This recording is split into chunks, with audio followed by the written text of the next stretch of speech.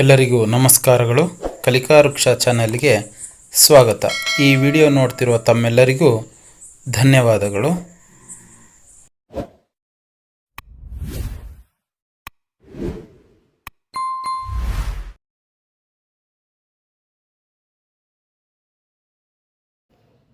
ಮಕ್ಕಳೇ, ಈ ವಿಡಿಯೋದಲ್ಲಿ ಕಾಗುಣಿತಾಕ್ಷರಗಳಲ್ಲಿನ ಅನುಸ್ವರ ಕಾಗುಣಿತವನ್ನು ಹೇಳಿಕೊಡುತ್ತೇನೆ. ವ್ಯಂಜನಗಳಿಗೆ ಅನುಸ್ವರ ಕಾಗುಣಿತವನ್ನು ಉಚ್ಚರಿಸುವಾಗ ಸ್ವರಗಳಲ್ಲಿನ ಅಂ ಅಕ್ಷರವು ಕೊನೆಯಲ್ಲಿ ಬರುವುದು.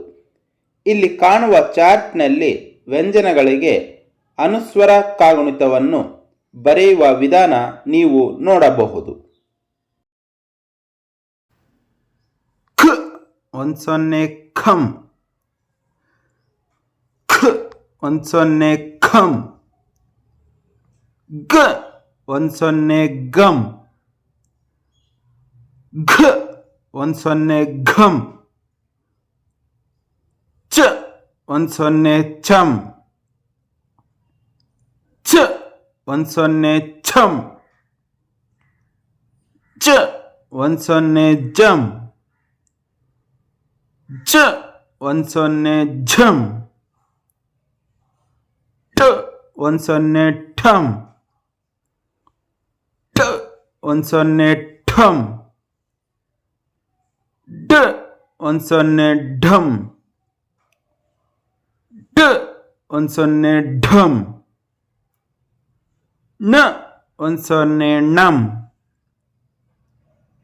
ತ ಒಂದು ಸೊನ್ನೆ ಥಂ, ತ ಒಂದು ಸೊನ್ನೆ ಥಂ, ದ ಒಂದು ಸೊನ್ನೆ ದಂ, ದ ಒಂದು ಸೊನ್ನೆ ಧಂ, ನ ಒಂದು ಸೊನ್ನೆ ನಂ, ಪ ಒಂದು ಸೊನ್ನೆ ಫಂ, ಪ ಒಂದು ಸೊನ್ನೆ ಫಂ, ಬ ಒಂದು ಸೊನ್ನೆ ಬಂ, ಬ ಒಂದು ಸೊನ್ನೆ ಭಂ, ಮ ಒಂದು ಸೊನ್ನೆ ಮಂ, ಯ ಒಂದು ಸೊನ್ನೆ ಯಂ, ರ ಒಂದು ಸೊನ್ನೆ ರಂ, ಲ ಒಂದು ಸೊನ್ನೆ ಲಂ, ವ ಒಂದು ಸೊನ್ನೆ ವಂ, ಶ ಒಂದು ಸೊನ್ನೆ ಶಂ,